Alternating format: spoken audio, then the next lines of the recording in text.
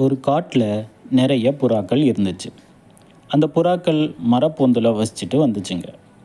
தினமும் புறாக்கள் எல்லாம் ஒன்றா பறந்து போய் வயலுக்கு பக்கத்தில் சிந்தி கிடக்கிற தானியங்களை சாப்பிட்டுட்டு திரும்பி தங்களோட வீட்டுக்கு வரும்.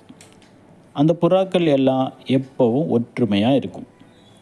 ஒரு நாள் அந்த புறாக்கள் வழக்கம் போல் தானியங்களை சாப்பிடும்போது ஒரு வேடன் மறைஞ்சி இருந்து பார்த்தான். வேடனை பார்த்ததும் புறாக்கள் எல்லாம் பறந்து போயிடுச்சு. அந்த வேடன் எல்லா புறாக்களையும் பிடிக்கிறதுக்கு ஒரு திட்டம் போட்டான்.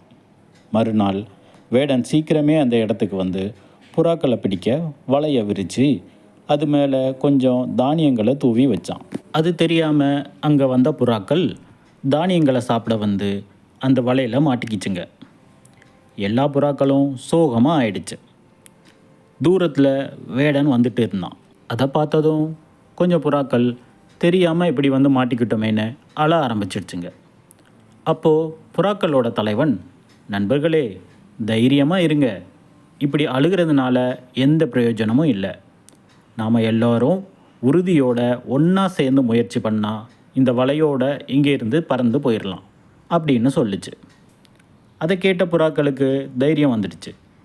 எல்லா புறாக்களும் ஒன்றா சேர்ந்து வலையோட பறக்க ஆரம்பிச்சிருச்சுங்க.